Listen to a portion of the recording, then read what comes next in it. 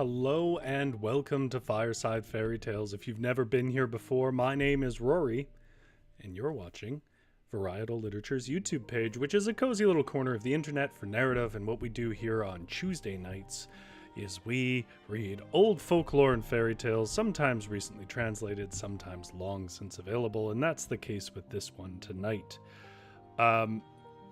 Which is from the Scottish Fairy Book, which you can get pretty much anywhere.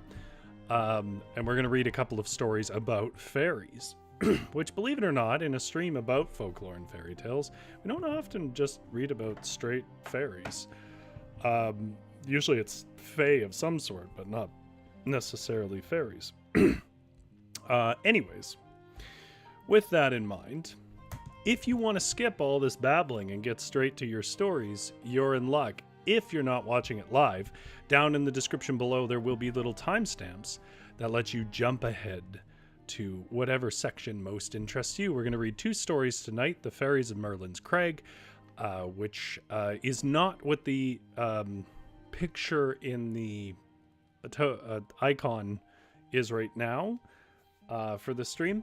If you're interested in that story about the prince who loses her head, that is the second story, which is called Katherine Crackernuts, I believe. Yes, Katherine Crackernuts.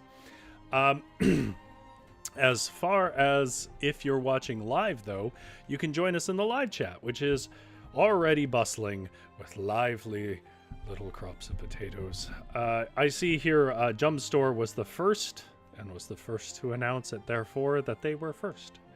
First to say they were first. First in the chat. GS says good evening. Good evening, GS. Thank you for watching.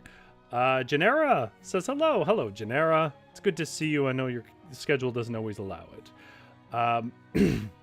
Zombie Wolf is here, and I'm sure brewing up some fun facts for the end of the stream. Lizzie Rose is here. Hello, Lizzie. It's good to see you again. Jumpstore says, I wonder where Tammy is. I hope her doctor's appointment went okay with a worried face. Yeah, I was thinking that myself, but you know, it could just be she's watching and is unable to text at the moment because of something about the procedures that she's doing on her shoulder. Maybe she had an appointment. That's okay. I trust Tammy will return. Lizzie Rose says, fairies are both a menace and a help, but it's impossible to tell which beforehand. Well, we're going to get to that, aren't we? Just adjust my camera a little bit there. That's too much. Yeah, I'm gonna say a little bit about the Fae here, and then we'll get to our stream. I don't think I have my bottle of water. I just have my cup of tea, so we're gonna have to make do with that. Hopefully that doesn't become a problem. It's a little hot right now, but I'm sure I'll live. And if you're drinking tea, as always, let me know in the chat what tea you're drinking. For me, it's the typical Earl Grey.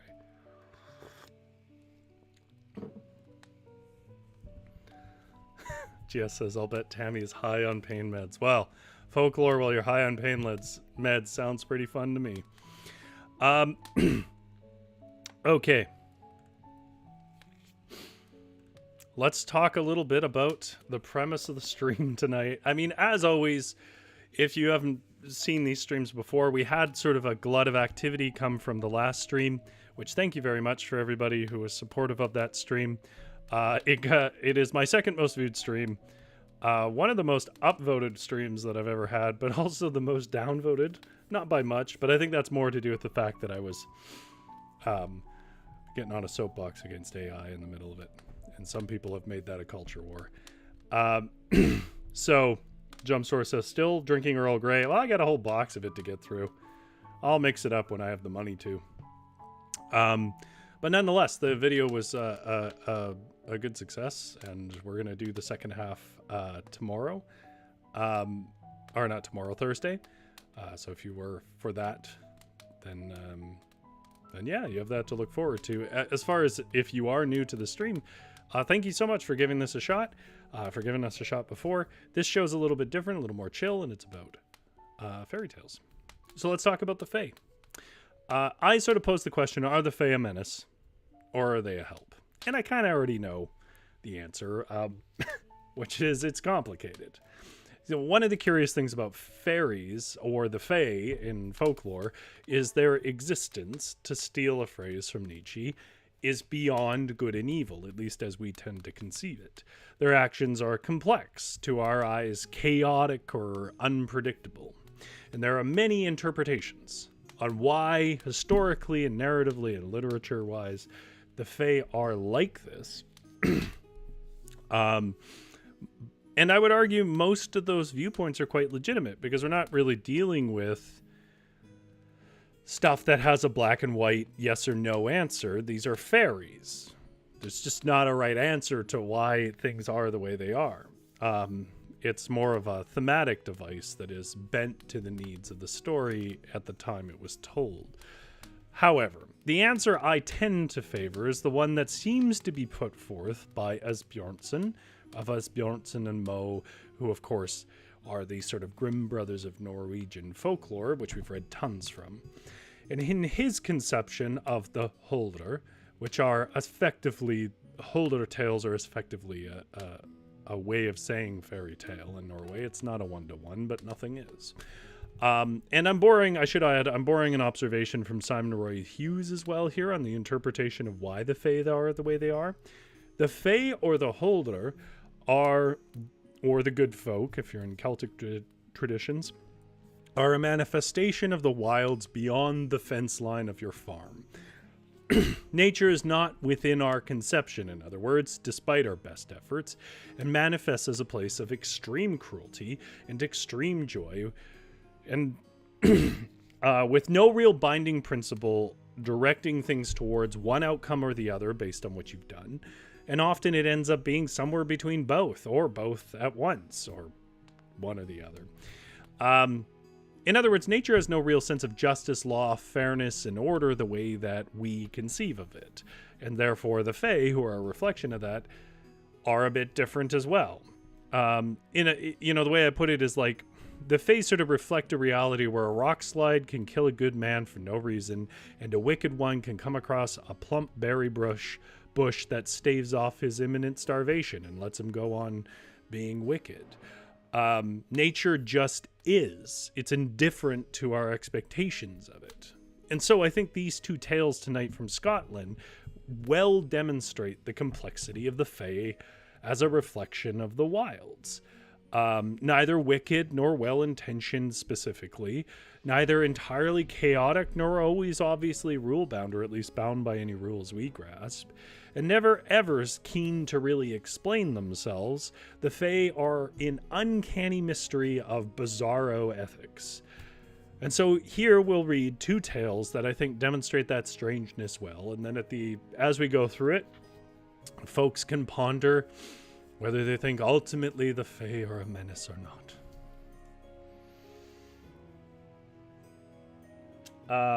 Tammy is discussing the details of her very uncomfortable existence right now with her injury. Let's try and take your mind off that pain as best as I am able by reading you some stories. Hopefully I'll throw some good voices in there for you.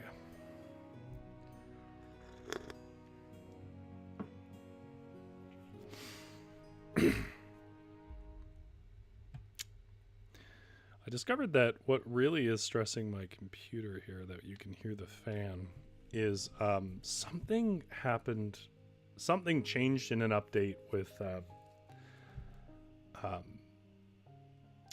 the streaming intermediary that I use program, and apparently now it's being very demanding, and I gotta figure out what setting is gonna knock that down.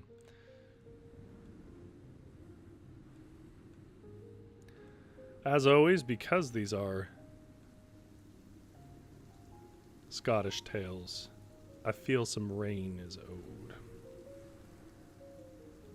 Also, this takes place sort of late summer, early fall.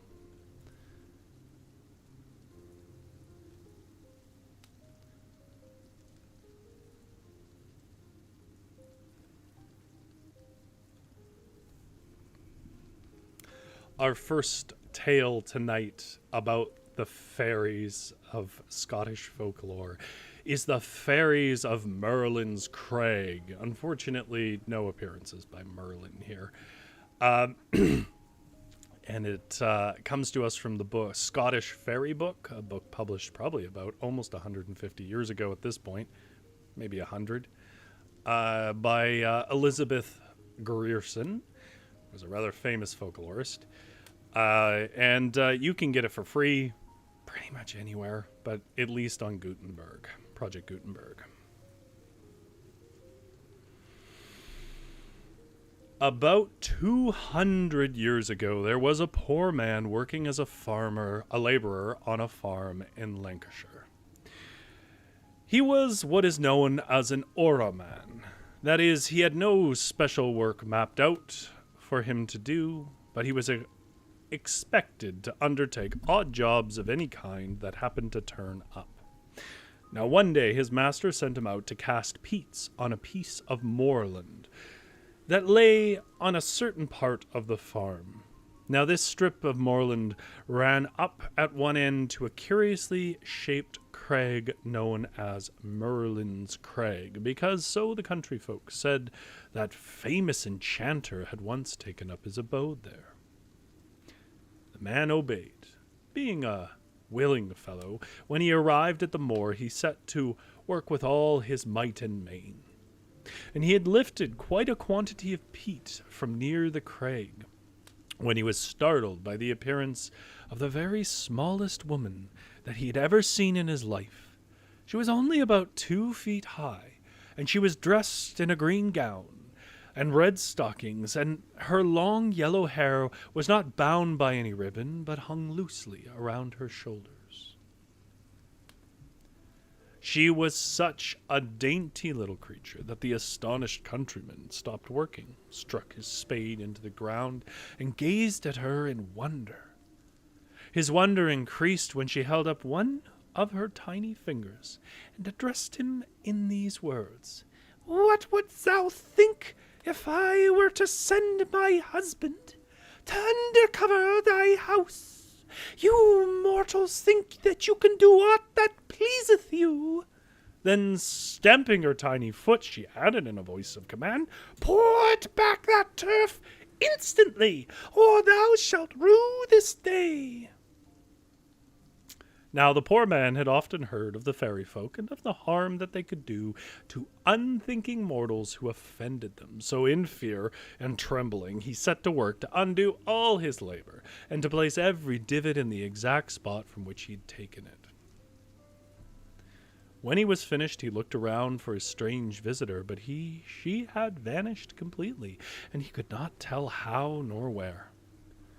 Putting up his spade, he wended his way homeward, and going straight to his master, he told him the whole story, suggested that in the future peats should be taken from the other end of the moorlands.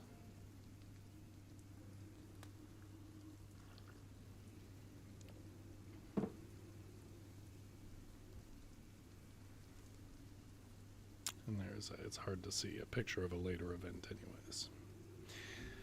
But the master only laughed. He was a strong, hearty man, and had no belief in ghosts or elves or fairies, and any other creature that he could not see. But although he laughed, he was vexed that his servants should believe in such things. So to cure him, as he thought, of his superstition, he ordered him to take a horse and a cart, and to go back at once, lift all the peats, and bring them to dry in the farm steading. The poor man obeyed with much reluctance, and was greatly relieved as weeks went on to find that, in spite of his having done so, no harm befell him. In fact, he began to think that his master was right, and that the whole thing must have been a dream. So matters went smoothly on. Winters passed, and spring, and summer, until autumn came round once more, and the very day arrived on which the peats had been lifted the year before. That day, as the sun went down, The Arrowman left the farm to go home to his cottage, and as his master was pleased with him because he had been working very hard lately, he had given him a little can of milk as a present to carry home to his wife. So he was feeling very happy, and as he walked along, he was humming a tune to himself.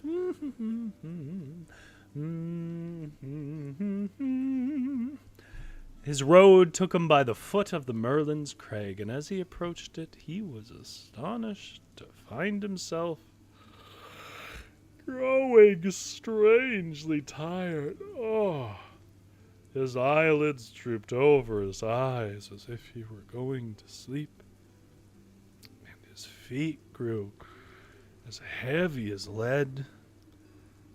Oh, I will sit down and take a rest for a few minutes, he said to himself. The road home never seems so long as it does today. And so he sat down on a tuft of grass right under the shadow of the crag, and before he knew it, he was where he was. He had fallen into a deep and heavy slumber, and as we know, these are Scottish folktales, so it was almost certainly a sleep apnea. When he awoke, it was near midnight, and the moon had arisen on the crag, and he rubbed his eyes, and won by its soft light, he became aware of a large band of fairies who were dancing around him. And around and around and around, they were singing and laughing, no malice or menace in their face. They were pointing their tiny fingers at him and shaking their wee fists in his face. The bewildered man rose and tried to walk away from them, but turn in whichever direction he would, the fairies accompanied him, encircling him in a magic ring out of which he could no wise go.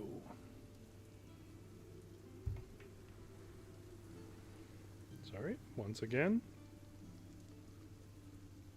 for no particular reason, my background screen stopped.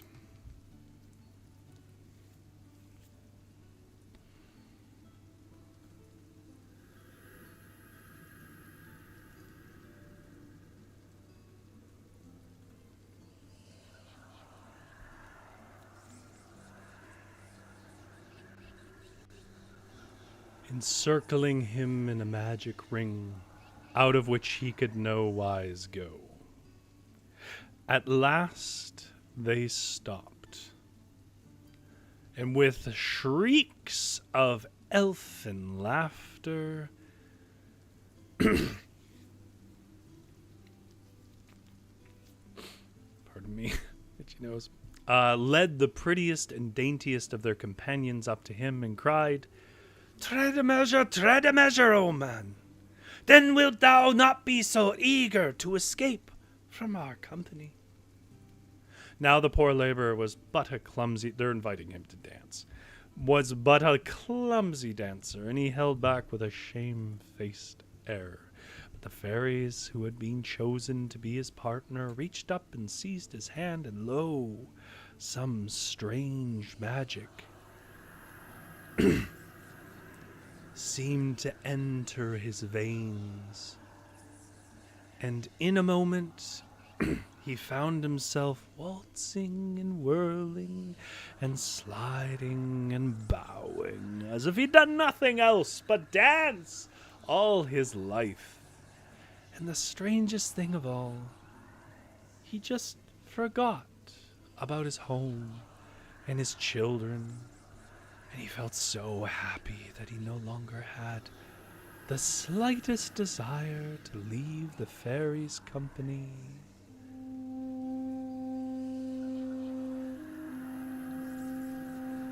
And all night long the merriment went on, and the little folks danced and danced as if they were mad, and the farm man danced with them, until at last a shrill sound came over the moor, and it was the cock from the farmyard crowing its loudest to welcome the dawn. And in an instant, the revelry ceased, and the fairies, with cries of alarm, crowded together and rushed towards Merlin's Crag, dragging the countryman along in their midst. And as they reached the rock, a mysterious door, which he'd never remembered having seen before, opened in it of its own accord, and shut again with a crash.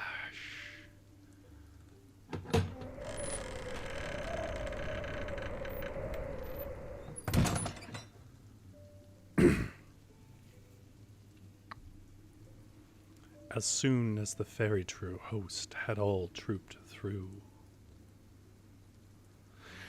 the door led into a large, dimly lit hall of tiny couches, and here the little folk sank to rest.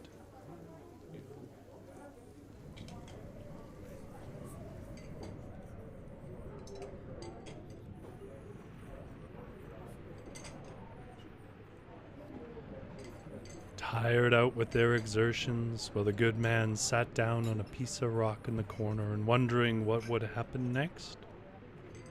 But there seemed to be some kind of spell thrown over his senses, for even when the fairies awoke and began to go about their household occupations and to carry out certain curious practices which he'd never seen before, and which, as you will hear, he was forbidden to speak of afterwards, he was nevertheless content to sit, watch them, without in any way attempting to escape. And as it drew toward evening, someone touched his elbow, and he turned round with a start to see the little woman with green dress and scarlet stockings who had remonstrated with him for lifting the turf the year before, standing by his side. The divots which thou tookest from the roof of my house have grown once more, she said, and once more it is covered with grass. So thou canst go home again, for justice is satisfied. Thy punishment hath lasted long enough. But first must thou take thy solemn oath never to tell to mortal ears what thou hast seen whilst thou hast dwelt among us. Well, the countryman promised gladly and took the oath with all due solemnity. Then the door was opened and he was at liberty to depart, and so he did.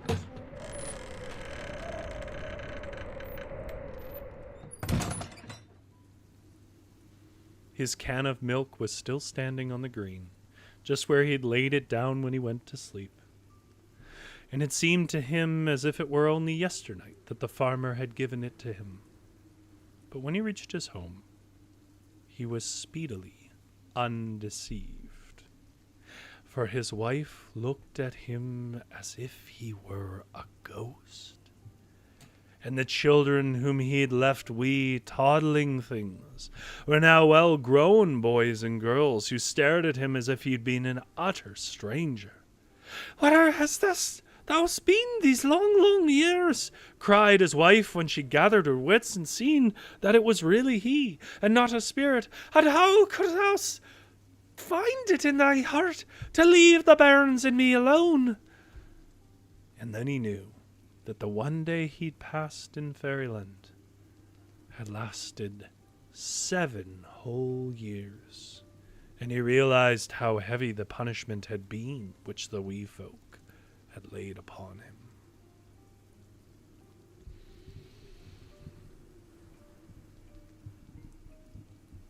Oh dear, they're talking about me.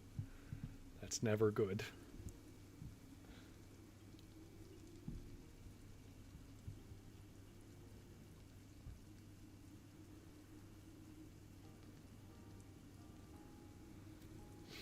We're talking about some apnea yet.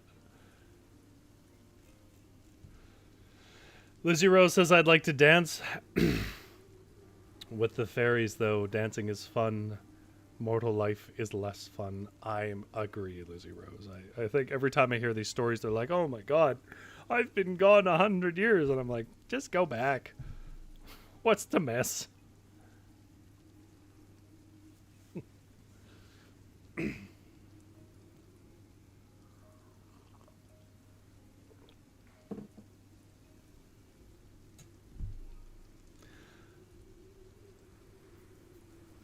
GS says, would you be safe though, with Lizzie Rose? Are you safe here? Not really. So in this one, we get this interesting, clear sequence of events. They warned him. He did it anyways. But there's all this complexity around it, right? Like, is that really a suitable punishment for just taking some stuff off a roof? Probably not. Not by our standards. It seems incredibly cruel. Why did they have to wait a whole year to do it? Why did they not get back at the man who gave the instruction? Why did it matter so much that he didn't? And so on and so forth. But we see a good example here of like how fairies work, because they punished him, but in the least punishing way. And like, that's not always true. Why was it fun and sweet and so on? Just because it's a trick?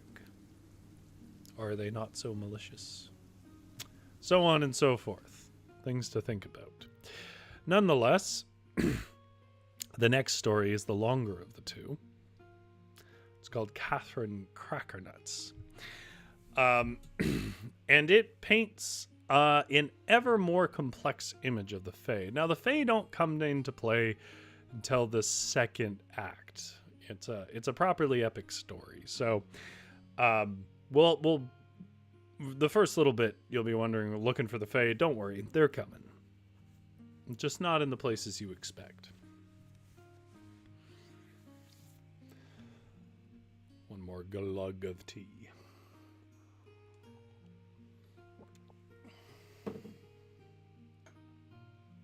By the way, the 7 years thing, I've observed this before. It comes up a lot in Celtic myth. It's a number with some significance in the Christian Bible too, so I'm not too sure where they landed on it. But we told a story 2 years ago from one of my Irish books. I don't think it was Yeats's though, but it might have been. About a fellow who sort of gets pulled into service to a Fae woman. And to his mind, it was 7 days of servant work, and he's let go, and he discovers it was 7 years. So it's a bit of a theme. No telling why, though. This story is called Katherine Crackernuts. And yes, the name does get an explanation, but only at the end. It also comes to us from the Scottish Fairy book by Elizabeth W. Grierson, a book that you can get on Project Gutenberg for free because it was published over 100 years ago. This is another story of the Fae, but in a different light and a different context.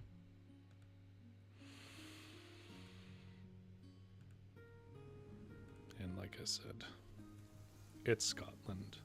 It's always raining. Just like here. Now there was once a king whose wife died, leaving him with an only daughter, whom he dearly loved. The little princess's name was Velvet Cheek, and she was so good and bonny, again, Scottish word for pretty, and kind-hearted that all her father's subjects loved her. But as the king was generally engaged in transacting the business of the state, the poor little maiden had rather a lonely life, and often wished that she had a sister with whom she could play, and who would be a companion to her. The king, hearing this, made up his mind to marry a middle-aged countess. Oh, not the middle-aged, whom he'd met at a neighboring court, and who had one daughter named Katherine, who was just a little younger than the Princess Velvet Cheek, and who he thought would make a nice playfellow for her. He did so, and in one way the arrangement turned out very well, for the two girls loved one another dearly, and had everything in common, just as if they'd been real sisters. But in another way, it turned out very badly. See, the new queen was a cruel and ambitious woman, and she wanted her own daughter to do as she had done, and make a grand marriage, and perhaps even become a queen. And when she saw that Princess Velvet Cheek was growing into a very beautiful young woman, more beautiful by far than her own daughter, she began to hate her, and to wish that in some way she would lose her good looks.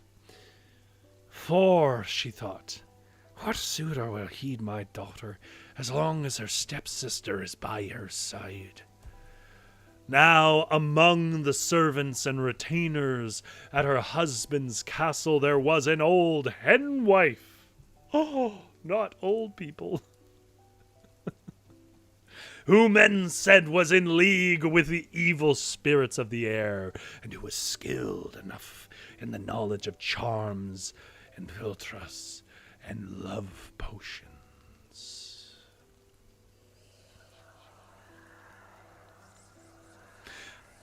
Perhaps she could help me do what I seek to do, said the wicked queen. And one night when it was growing dusk, she wrapped a cloak around her and set out to this old hen wife's cottage. Send the laddie to me tomorrow morning, ere she hath broken her fast. Before she has breakfast.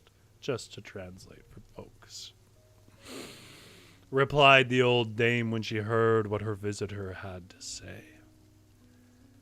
I will find a way to mar her beauty. And the wicked queen went home content. Next morning she went to the princess's room, and while she was dressing, and told her to go out before breakfast and get the eggs that the hen wife had gathered. And see, added she, that thou dost not eat anything ere thou goest, for there is nothing that maketh the roses bloom on a young maiden's cheek like going out fasting in the fresh morning air. Princess Velvet Cheek promised to do as she was bid, and go and fetch the eggs.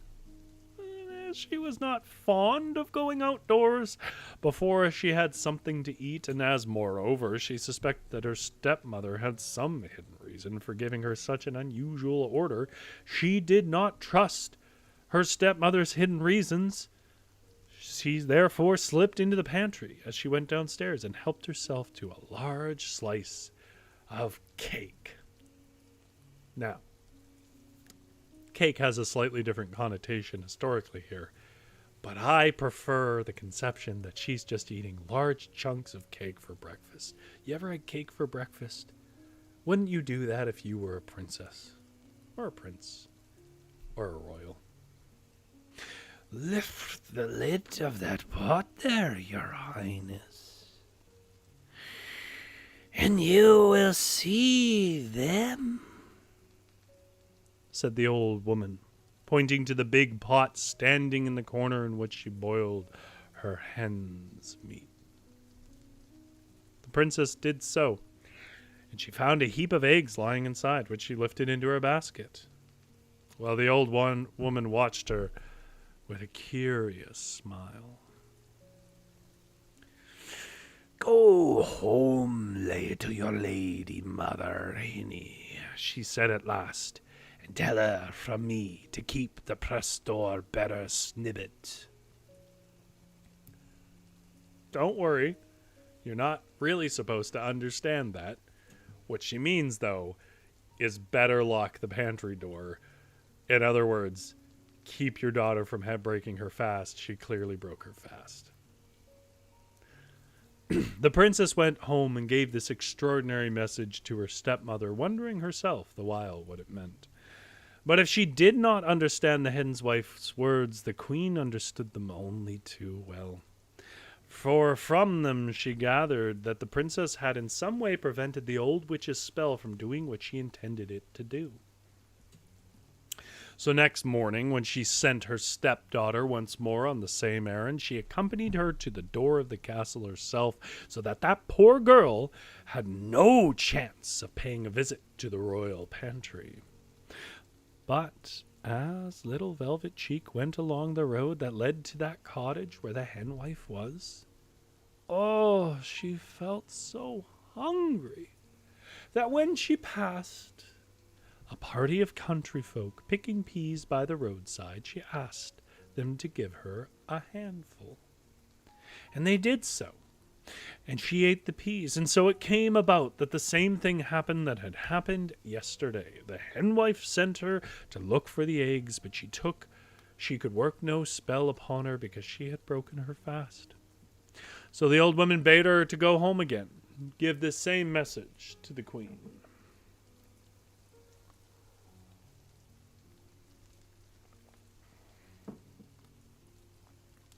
Jumpstore says, I always did wonder how a smile can be curious. I think curious means it would be intriguing to us, indicative of something other than joy. Not that it indicates her own curiosity. That's my interpretation.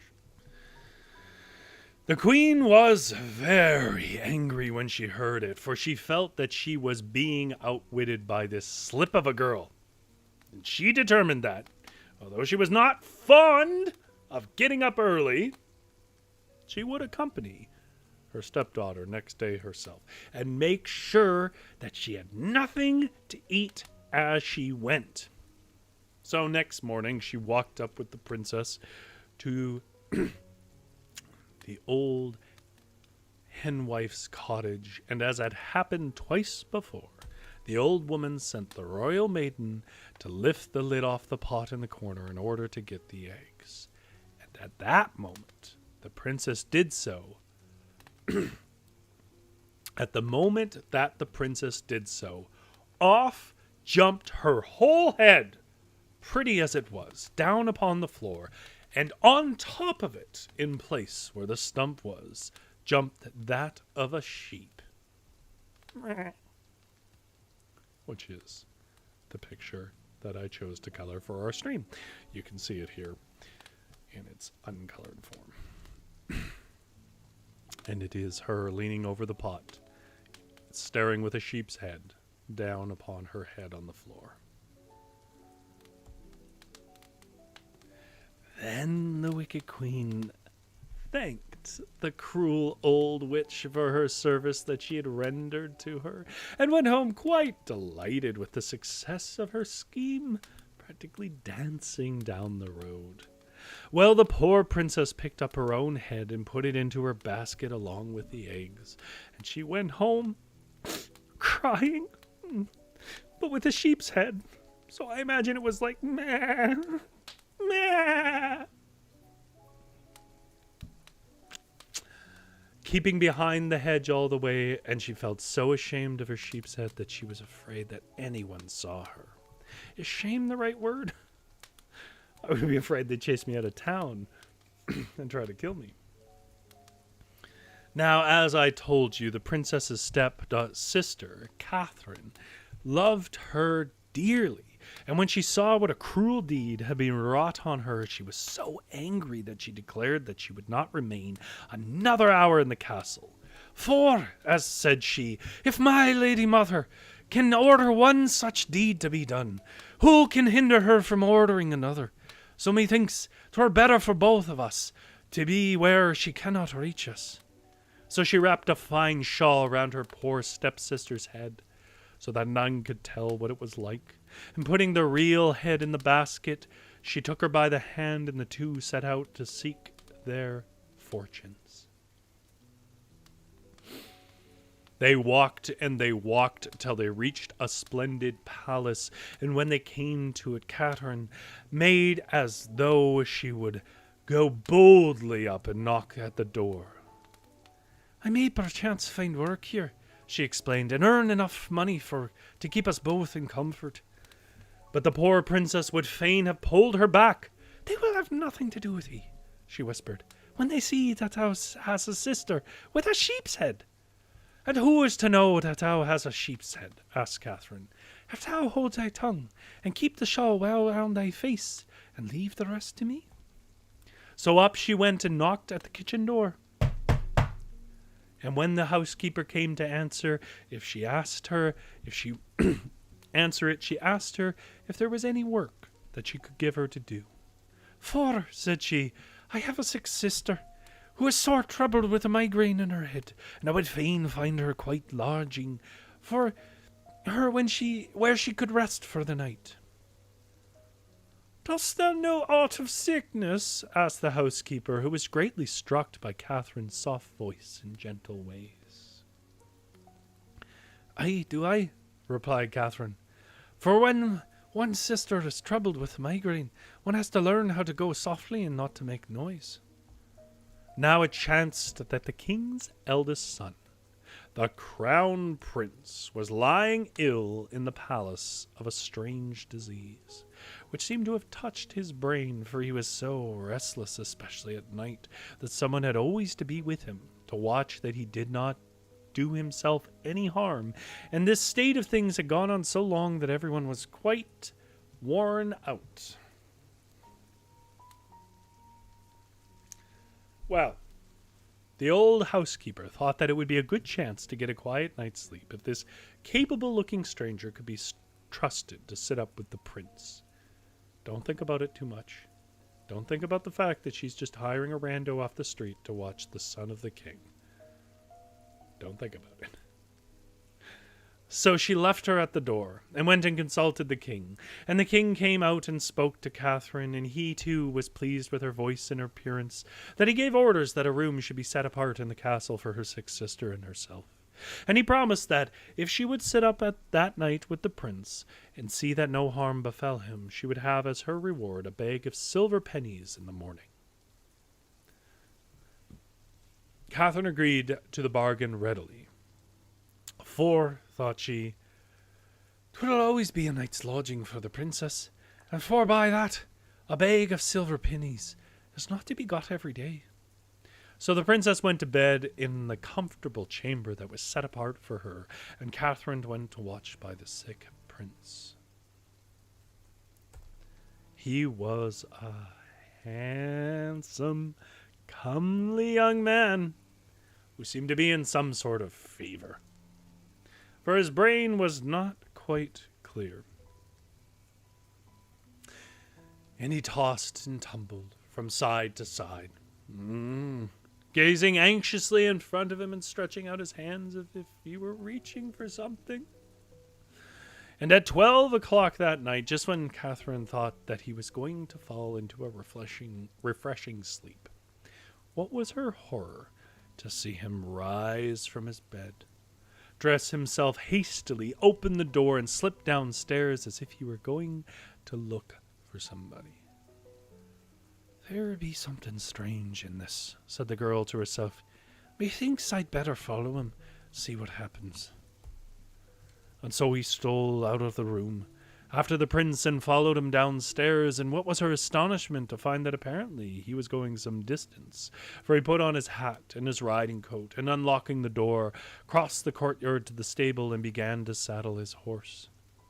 When he had done so, he led it out and mounted and whistled softly to a hound,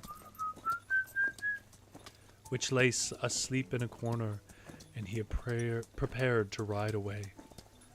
"Oh, I must go too, and see the end of this," said Katherine bravely, "for methinks he is bewitched. These be not the actions of a sick man." So just as the horse was about to start, she jumped lightly on its back and settled herself comfortably behind its rider, all unnoticed by him. Don't think about it too much. He has that fever going on.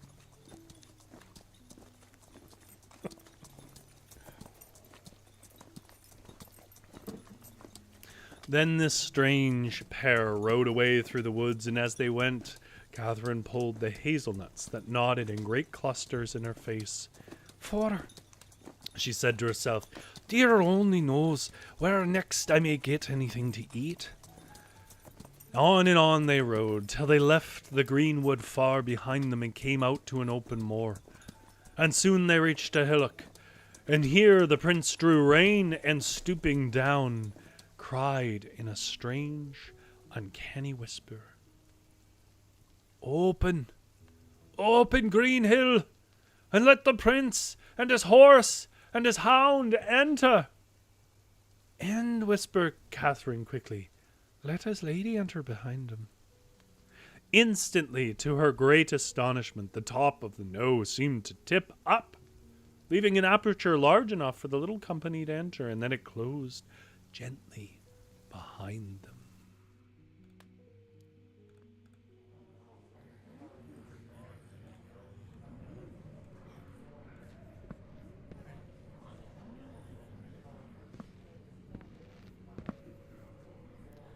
And they found themselves in a magnificent hall, brilliantly lighted by hundreds of candles stuck in sconces round the walls. In the center of this apartment was a group of the most beautiful maidens that Catherine had ever seen, all dressed in shimmering gowns, with wreaths of roses and violets in their hair. And there were sprightly gallants also, who'd been treading a measure with these beauticious damsels to the strains of fairy music.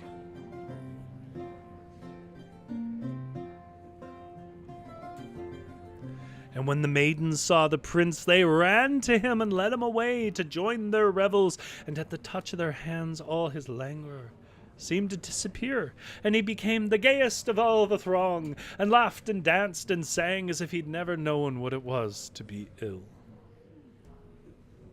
And no one took any notice of Catherine. She sat down quietly on a bit of rock to watch what would befall, and as she watched, she became aware of a wee bairnie. Again, bairn are children. It's like a wee kitty child, playing with a tiny wand, quite close to her feet. He was a bonny bit bairn, and she was just thinking of trying to make friends with him, when one of the beautiful maidens passed, and looking at the wand as she danced past, said to her partner in a meaning tone, "3 strokes of that wand would give Catherine, her sister, back her pretty face." Here was news indeed. Catherine's breath came thick and fast. With trembling fingers, she drew some of the nuts out of her pocket and began rolling them carelessly towards the child. And apparently he did not get nuts very often, for he dropped the little wand at once and stretched out his tiny hand to pick them up. This was just what she wanted, and she slipped down from her seat to the ground and drew a little nearer to him, and then she threw 1 or 2 more nuts in his way, and when he was picking these up, she managed to lift the wand unobserved and to hide it under her apron. After this, she crept cautiously back to her seat again, and not a moment too soon, for just then a cock crew. And at the sound, the whole of the dancers vanished, all but the prince, who ran to mount his horse, and was in such a hurry to be gone that Catherine had much ado to get up behind him before the hillock opened, and he rode swiftly into the outer world once more. But she managed it, and as they rode homewards in the grey morning light, she sat, cracked her nuts, and ate them as fast as she could, for her adventures had made her marvelously hungry. And when she and her strange patient had once more reached the castle, she just waited to see him go back to bed and begin to toss and to tumble as he had done before. Then she ran into her sister's step room and finding her asleep with her poor misshapen sheep's head lying peacefully on the pillow.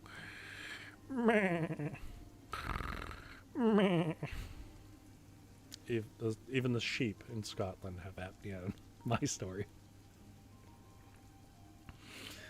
With a poor misshapen head lying peacefully on the pillow, she gave it 3 sharp little strokes with the fairy wand, and lo and behold, the sheep's head vanished, and the prince's own pretty one took its place. In the morning, the king and the old housekeeper came to inquire what kind of night the prince had had.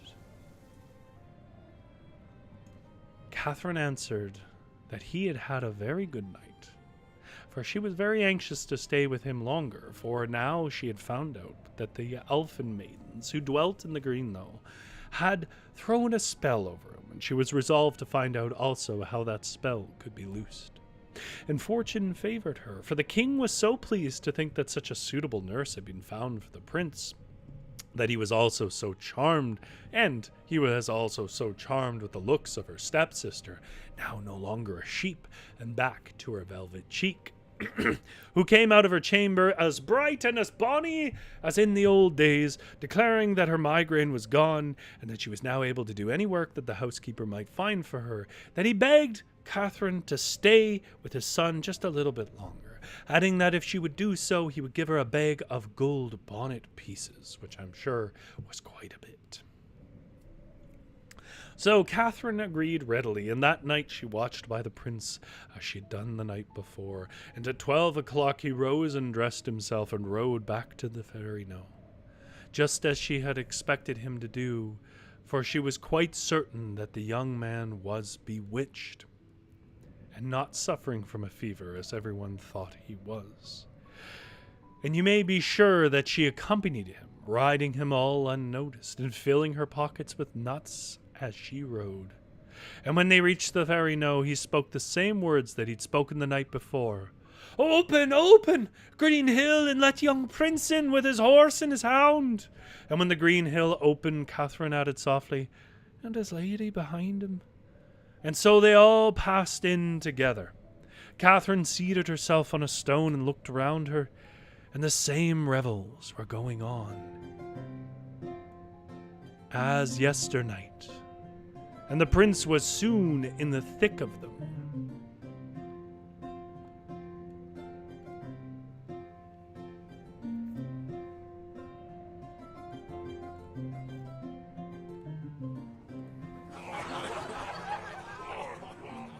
Dancing and laughing madly, the girl watched him narrowly, wondering if she would ever be able to find out what would restore him to his right mind. And as she was watching him, the same little baron who had played with the magic wand came up to her again, only this time he was playing with a little bird. And as he played, one of the dancers passed by, and turning to her partner, said lightly, "Oh, 3 bites of that birdie would lift the prince's sickness and would make him as well as he ever was." And then she joined the dance again, leaving Katherine sitting upright on her stone, quivering with excitement. If only she could get that bird, the prince might be cured.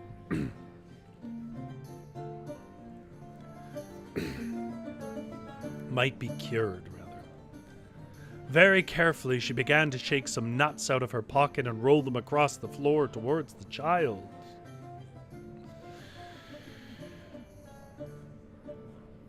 He picked them up eagerly, letting go the bird as he did so, and in an instant Katherine caught it and hid it under her apron. In no long time after the cock crew, the prince and she set out on their homeward ride.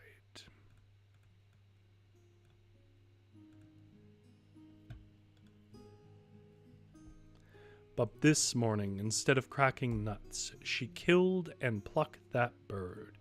And maybe it says something about me, but when I heard they said 3 bites of that bird, I was like, oh, the bird has to bite him 3 times. Didn't even consider that they meant cooking and eating it.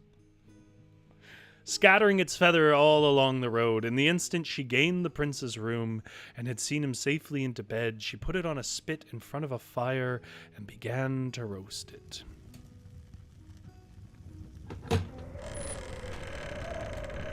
and soon it began to frizzle and get brown and smelled deliciously. And the prince in his bed in the corner opened his eyes and murmured faintly, "How I wish I had a bite of that birdie." And when she heard the words, Catherine's heart jumped for joy, and as soon as the bird was roasted, she cut a little piece from its breast and popped it into the prince's mouth. When he had eaten it, his strength seemed to come back somewhat, for he rose on his elbow and looked at his nurse. "Oh, if I had but another bite of that birdie," he said, and his voice was certainly stronger. So Catherine gave him another piece, and when he had eaten that, he sat up, right up in bed.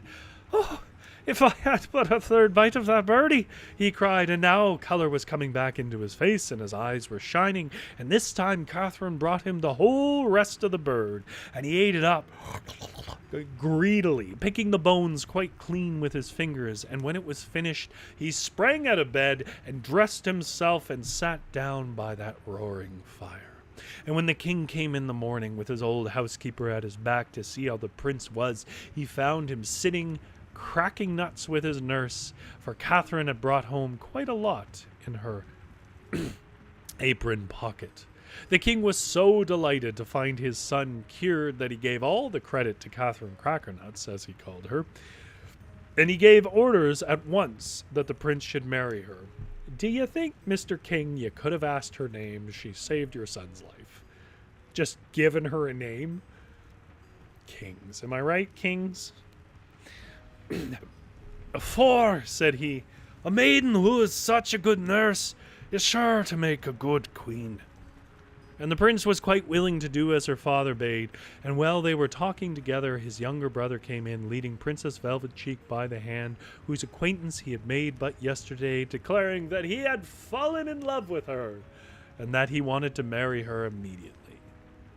So it all fell out very well, and everybody was quite pleased. And the two weddings, they took place at once. And unless they be dead, the young couple are living yet. But this was at least 200 years ago, so no.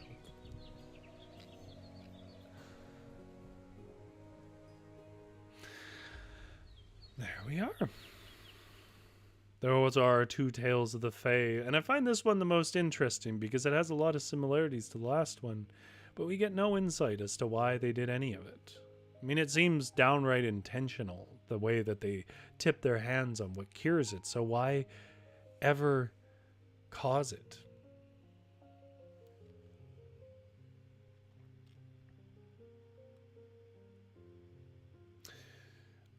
Zombie Wolf says, random trivia. The Costa Concordia disaster occurred on a Friday the 13th, 100 years after the Titanic sank, and was considered the worst maritime disaster in recent history. The champagne bottle also failed to break against the ship's hull before the launch. It literally bounced right off unscathed. That is a bad sign for those who don't know superstitions about ships. So the question is, what do you, chat, think about the Fae? Are they good, they bad, a menace to us, a blessing? I have my own take, which I will give you in a second, but I'm going to give you a chance to ponder it based on the stories we've read today, if you watch the show regularly, stories of the past.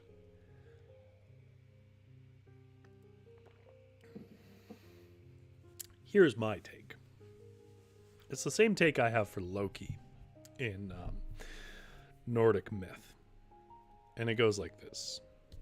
Loki is chaos in the stories. He does things that don't make any sense and don't really usually net him much. He's not, I mean, he profits from some things, and sometimes that's his goal, but sometimes it's not anything he profits from. Like, he steals all the hair from Thor's wife, whose name has slipped my mind at the moment, but she's a formidable character on her own right. And there's no real reason for it.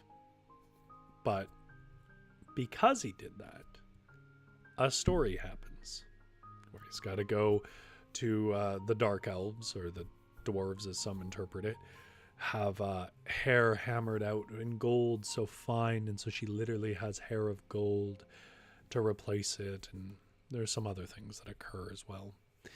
And I think my overarching analysis of the Fae is they're the ones who make things happen, whether that's good or bad, and we're the ones who overcome or be overcome by those things, and in doing so, live a life with a narrative.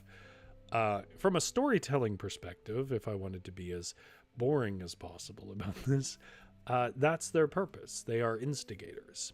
You know, nobody knows why the sun is cursed by the Fae, but by cursing him with the Fae, an entire story is able to occur, which ends with a happy ending.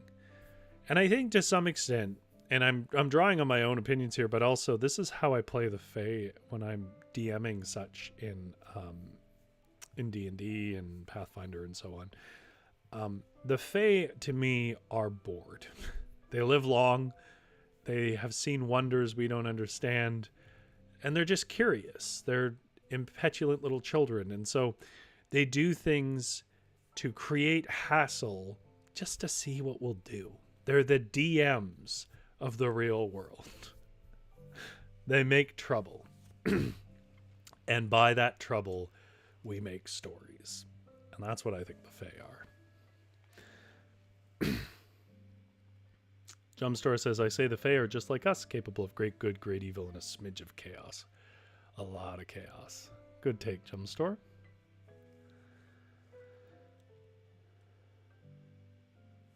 Zombie Wolf says, I agree with you, Jumpstore. I also think that sometimes they genuinely want to help, but their good intentions end up with unintended consequences. That's very true as well, and I think to some extent that might be informed by the Christianization of Europe, because a lot of Fae gets recontextualized as agents of the devil, so that even if they were well-intentioned, because they were of that devilry, their well-intentions still cause pain and sorrow, because only things that come from God can be good, right? And I think that informs, or at least I'm not saying that as a fact, I'm saying that as an interpretation that the storytellers at the time would have had. Lizzie Rose says, I stand by what I said before. Good call. Tammy says, thank you, Rory, for the wonderful voices. I especially love the rooster. Hope everyone has a great night. I will know more on Thursday. Hopefully on Thursday stream, I'll know more about the surgery. I hope that you get some rest from your pain, Tammy. Zombie Wolf says, thanks for the stories tonight. Though the title was a bit misleading because she did still have a sheep's head, but these were fun stories. The titles are there to get you in. They're never that accurate. Lizzie likes my interpretation. Oh, that's good. I'm glad that you like it. Makes it worth it that I shared it, as long-winded as it was. Fun times tonight. Thanks so much for the stories. Can't wait to continue last week's game on Thursday. Yeah. We're going to fight the worm on Thursday. If you missed that one, you should check out the stream on Thursday. That's Varietal Show. There's a playlist of them where I play solo tabletop RPGs and do ride-alongs. If you haven't watched them before and you do like writing, they are a little less, I think, overall obviously entertaining, but for people who like those kinds of things, writing or solo tabletop RPGs, I think they are fun enough. Let's put it that way. Anyways, GS says, have a great night, and thank you, Rory. Well, thank you, everybody, for tuning in, either hidden out there in the lurking zone or here in the live chat. It was lovely to have you. Thank you again for watching, and as always, I will keep the fire warm. You have a good sleep.